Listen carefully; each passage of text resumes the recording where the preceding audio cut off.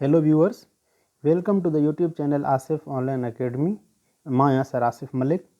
जीअं त इंग्लिश में असीं प्रीपोजिशन जे बारे में असां MCQs हल करूं पिया ऐं लेक्चर 2 में असां 50 MCQs हल करे चुका आहियूं ऐं लेक्चर 3 में बि इंशाअल्लाह असां प्रीपोजिशन जे बारे में 50 ॿिया MCQs हल कंदासीं। ऐं 51 ते असां वटि mister Rizwan is worth dash the honour, मोहतरम रिज़वान इज़त जे क़ाबिल आहे। Option number A with, option number B of, option number C on, option number D over. हाणे हिते इस्तेमालु प्रीपोजिशन कंदासीं of. Mister Rizwan is worth of honour. 52 आहे I warn him dash the pick pockets. Pick pockets माना बिशनी, जेब कतरा। मां उन खे वार्निंग ॾिनी, ख़बरदार कयो बिशनियुनि जे बारे में। Option A about, option B in, option C from, option D against. ऐं हिते इस्तेमालु थींदो against. I warned him against the pick pockets. 53 आहे he fell a victim dash plague. Plague माना आज़ार, हू वॾे आज़ार में पइजी वियो। Option number A on, option number B to, option number C in, option number D for. ऐं करेक्ट ऑप्शन आहे हिते टू, यानी he fell a victim to plague. ऐं 54 आहे trust dash God and do the right.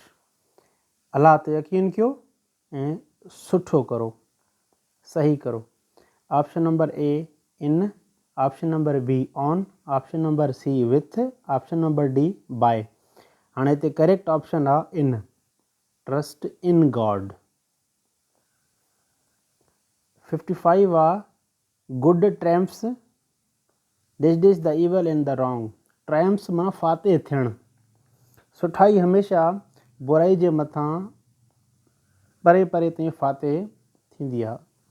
Option number A on, option number B over, option number C with, option number D against. ऐं हिते correct option जेको आहे उहो over आहे, यानी good trumps evil in the trumps over the evil in long run. 56 आहे you should not trifle dash his feelings. हाणे हिते ट्रिफल माना मामूली सम्झणु। तव्हांखे उन जे फीलिंग्स खे, एहसासात खे मामूली न सम्झणु घुरिजे। Option number A on, option number B after, option number C over, option number D with.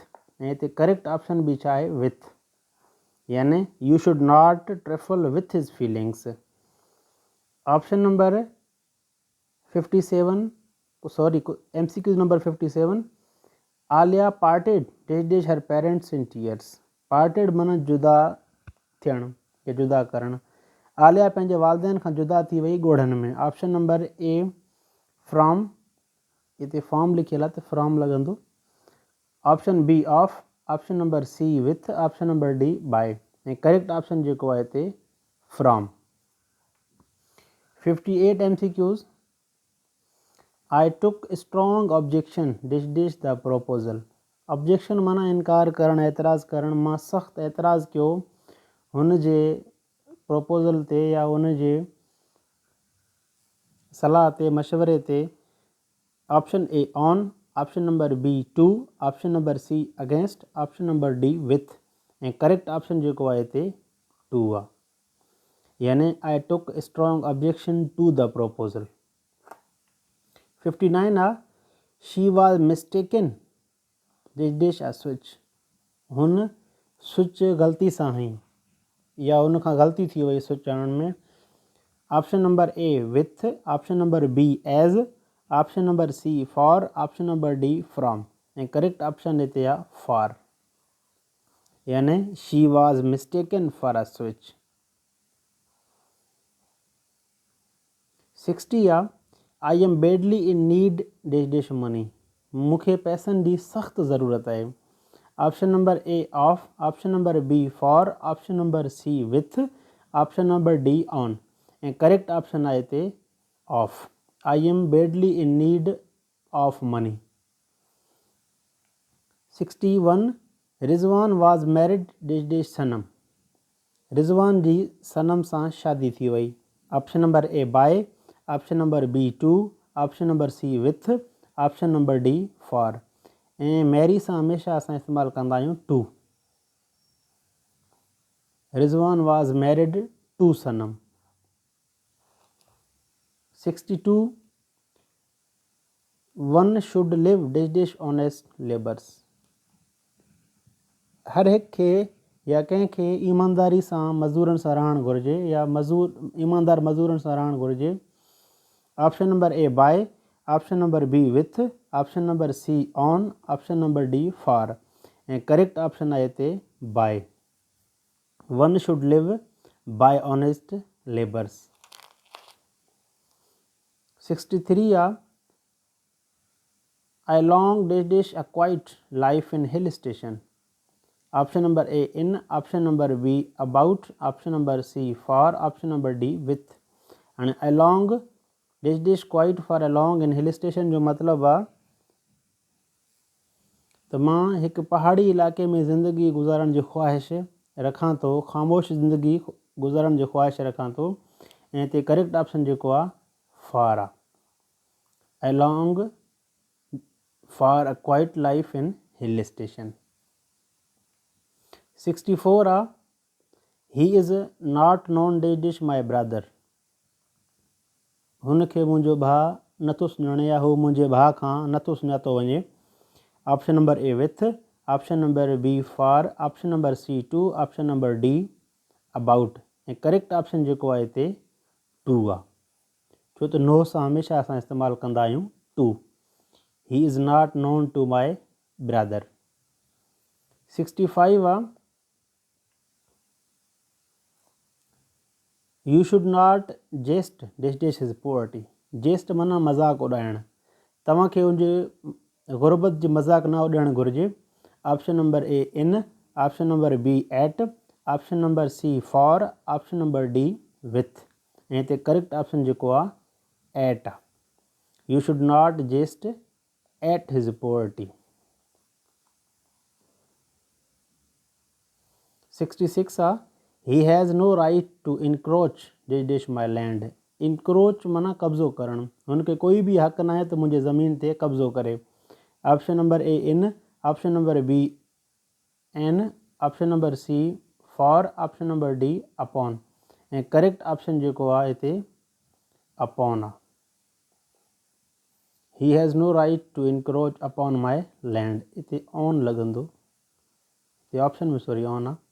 ऐं ऑप्शन जेको आहे हिते करेक्ट जेको आहे उहो अपॉन आहे।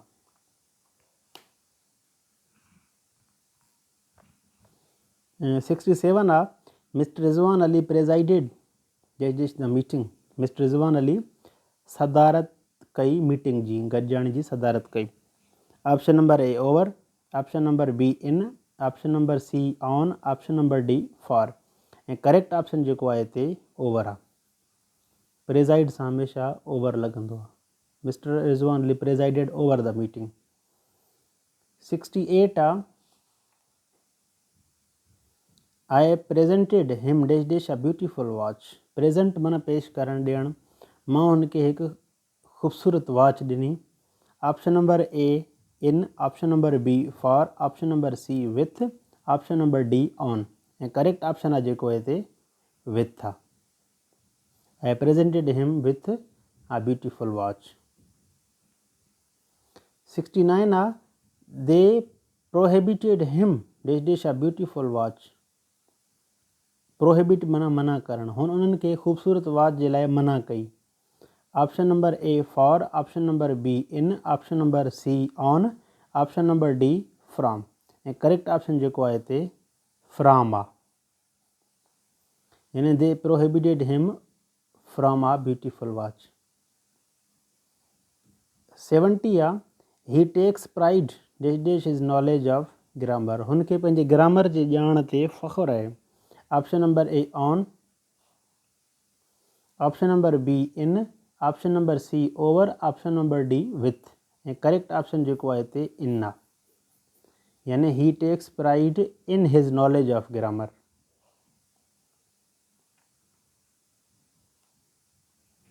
ऐं 71 आहे our teacher is not partial dash dash any boy.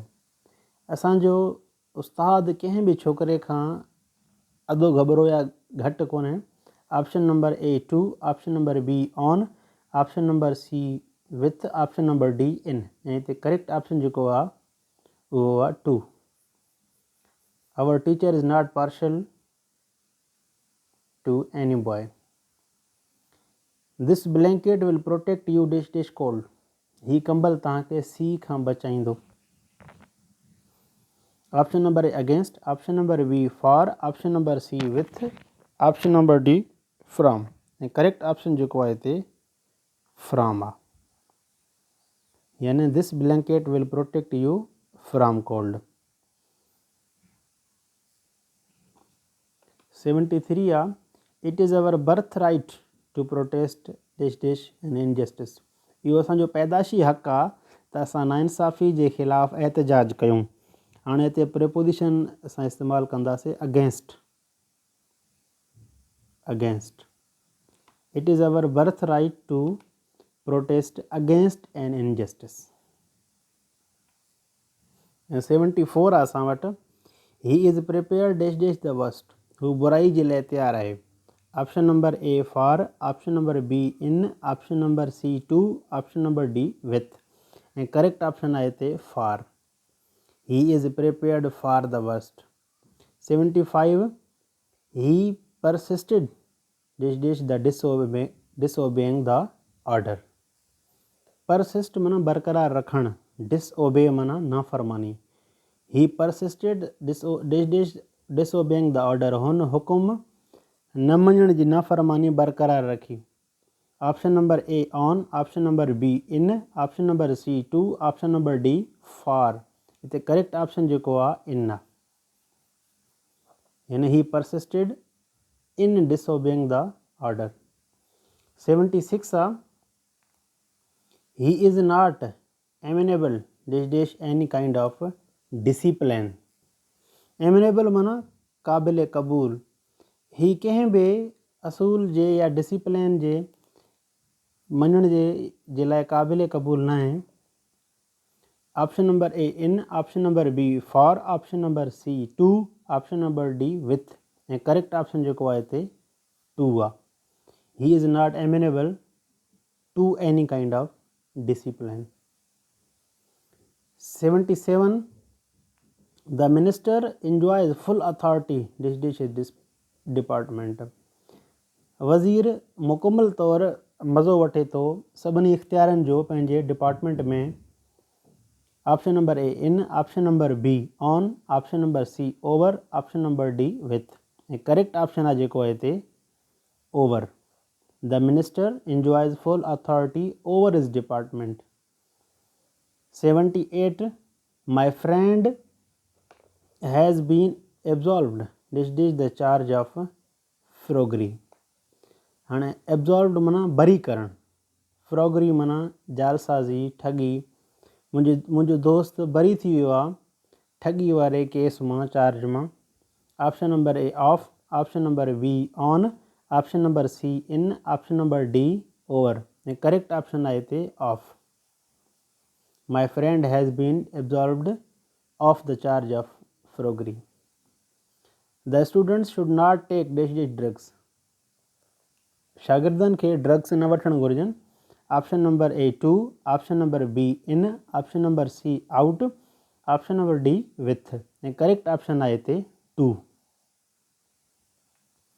Please 80 आहे please listen dish dish what I से। महिरबानी करे ॿुधो मां छा चवां थो या मां जेको चवां थो। Option number A in, option number B for, option number C to, option number D with.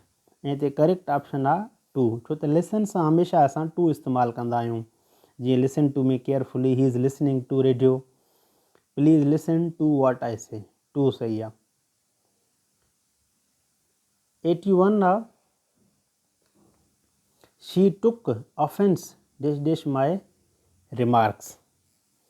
हुन मुंहिंजे तबसरे जी सज़ा ॾिनी।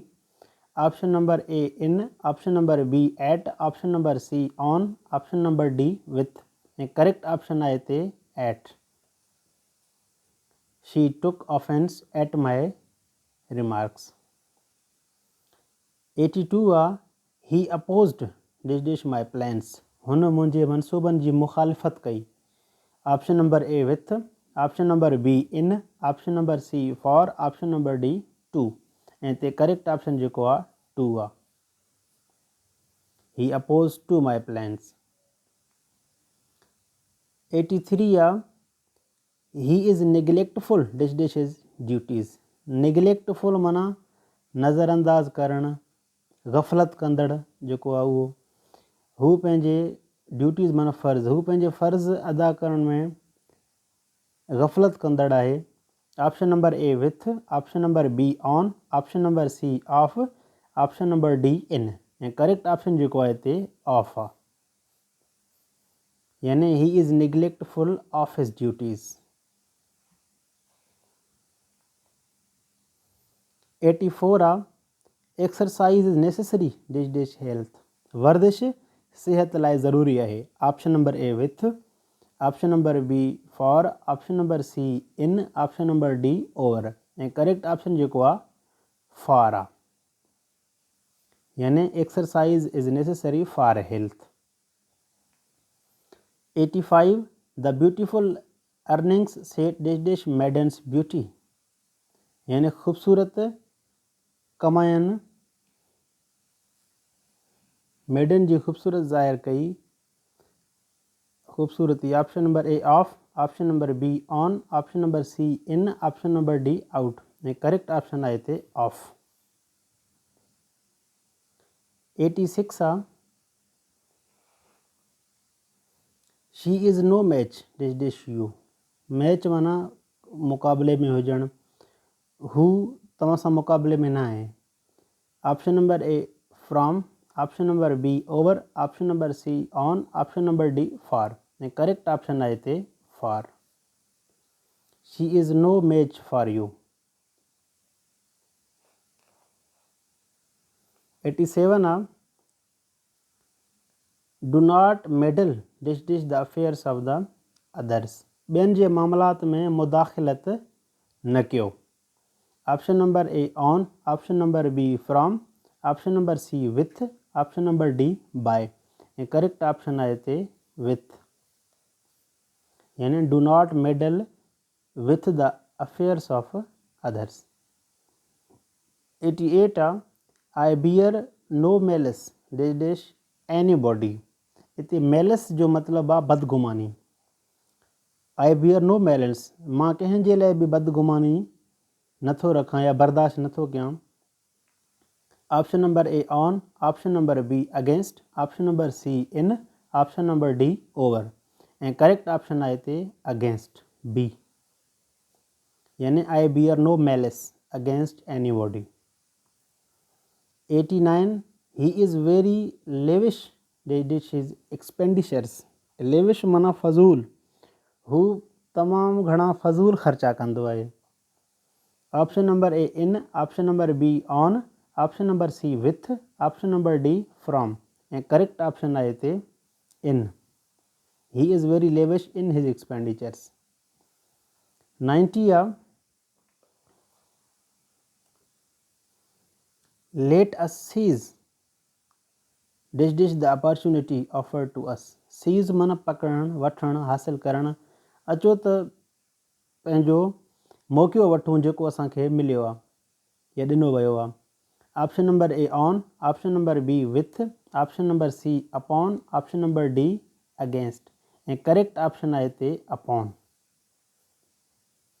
यानी let us seize upon the opportunity offer to us. 91 आहे they have set out dash dash a journey to a hill station. उन्हनि पहाड़नि जे station वटि हिकु सफ़र तय कई आहे.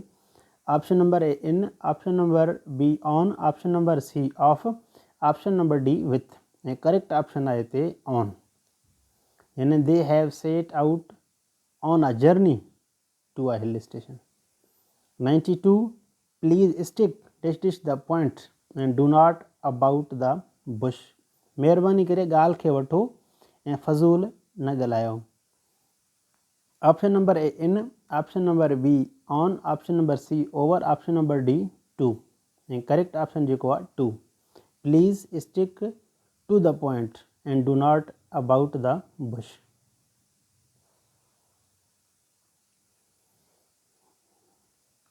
93 आहे this pen is inferior dash dash that. Inferior माना घटि, इन जो अपोजिट आहे सुपीरियर। सुपीरियर माना मथां या वधीक, हाणे इन्फीरियर माना घटि। This pen is inferior dash dash that. ही पेन हुन खां घटि आहे। Option A from, option B to, option number C with, option number D for. इते इस्तेमालु थींदो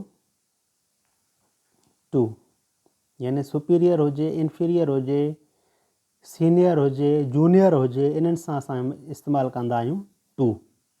यानी he is junior to me, he is senior to me, he is superior to us, he is inferior to us. यानी inferior, superior, senior, junior, इन्हनि सां हमेशह इस्तेमालु कंदा आहियूं असां प्रेपोजिशन टू। 94 आहे she is knocking dash dash our door. हू असांजे दरवाज़ो खड़काए रही आहे। Option number A on, option number B in, option number C at, option number D to. ऐं हिते करेक्ट ऑप्शन जेको आहे एट आहे। She is knocking at our door. 95 आहे we must be loyal dash dash our country. असांखे पंहिंजे मुल्क सां वफ़ादार हुअणु घुरिजे। Option number A in, option number B to, option number C at, option number D with. ऐं करेक्ट ऑप्शन आहे हिते टू। यानी we must be loyal to our country. 96 आहे he has a great lust dash dash wealth. हुनखे दौलत ते तमामु फ़ख्रु आहे। Option number A in, option number B of, option number D on, option number C for. ऐं correct option आहे हिते for. He has a great lust for wealth. 97 आहे there is a limit dash dash everything in life. ज़िंदगी में हर शइ जी हद हूंदी आहे। Option number A to, option number B on, option number C in, option number D with. ऐं करेक्ट ऑप्शन आहे हिते